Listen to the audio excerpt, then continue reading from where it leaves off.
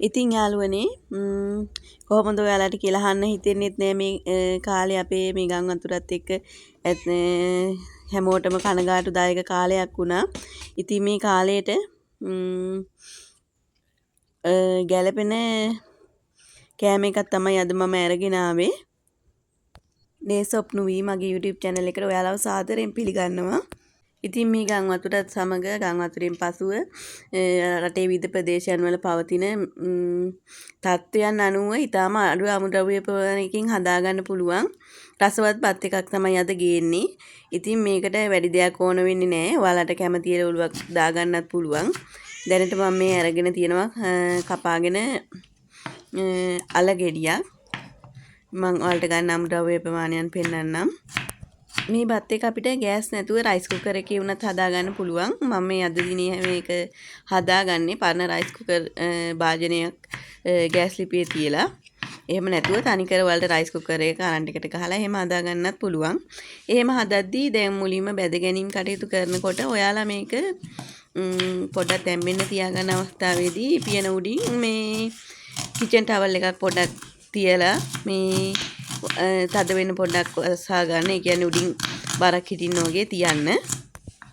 ඉතින් අපි අල ටික කපා ගත්තා. ඊළඟට මේ අපි ලුණු ගෙඩිය ලොකු ලුණු ගෙඩියක් කපා ගන්නවා.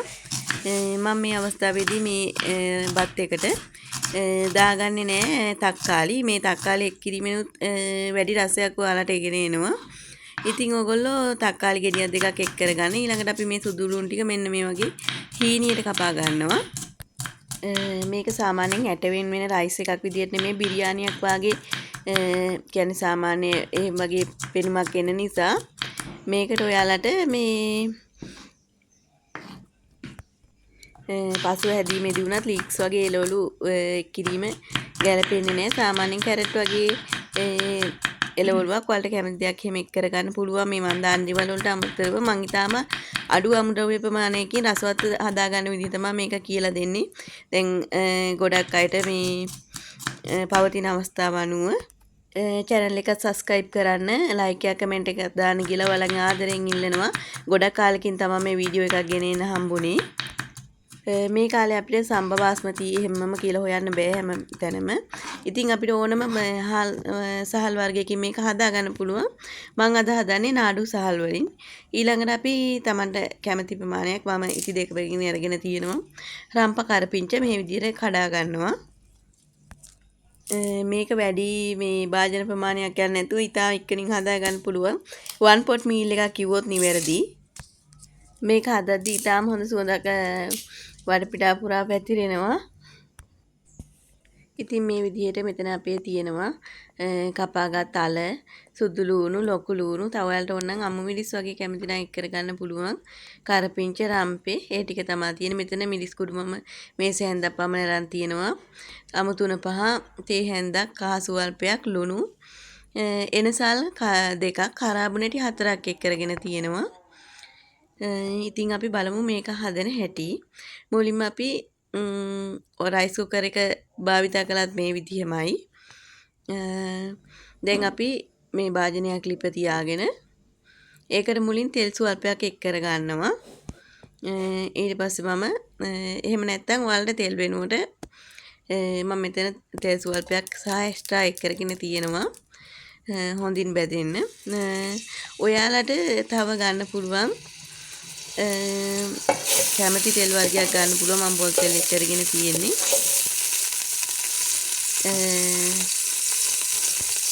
ඊට පස්සේ අපි තෙල් ටික රත් වුණාට පස්සේ මුලින්ම සුදු ලූණු ටික එක් කර ගන්නවා.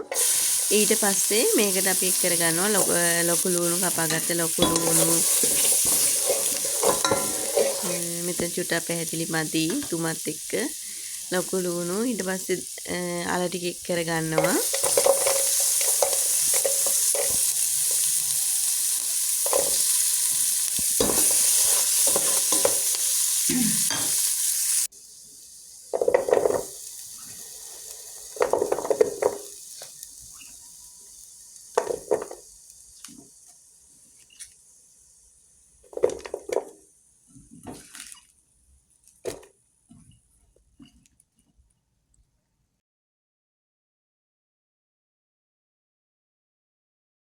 ඊට පස්සේ රම්පේ කරපිංච එක් කරගන්නවා. මේ මිරිස් තුන පහ ලුණු කුඩු ටික කහ ටික එක් කරගන්නවා. ඔයාලට රස අනුව තව අඩු වැඩි රස බලලා කරගන්න පුළුවන්. බත් එක දැම්මට පස්සේ ඉතින් එතකොට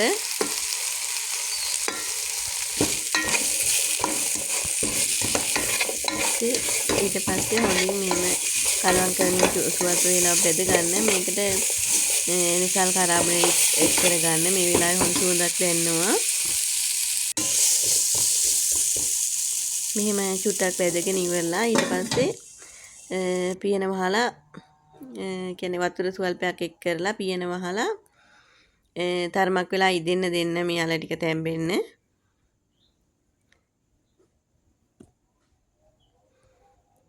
ඊළඟට මෙහෙම අපි බෙදගෙන ටිකක් වෙලා එක පියන අරගෙන ඉවරලා ඊළඟට අපි එක් කරගන්නවා. මේකට හාල් ටික සෝදාගත් සහල් අවශ්‍ය ප්‍රමාණයට බල්ලා වතුර දමා ගන්න ඕනි.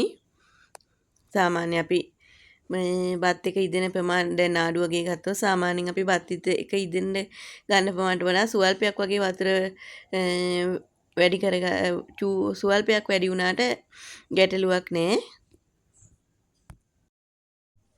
සහල් ටික එක් කරගෙන මේ විදිහට ඒකත් පියන වසලා චුට්ටක් වෙලා හැම බැද ගන්නවා. බැදගෙන තමයි අපි වතුර එක් කරගන්නේ. ඊට පස්සේ අපි මේක සාමාන්‍ය බත් එකක් ආකාරයට පිස ගන්නවා. එහෙමම ඒ අතරතුරේ දැන් ඔයාලට සාමාන්‍ය ඉදිලා ඉවරනකොට හැඳි කුරට ඇටයක් අරගෙන බලන්න පුළුවන් හොඳට බත් එක ඉදිලාද කියලා.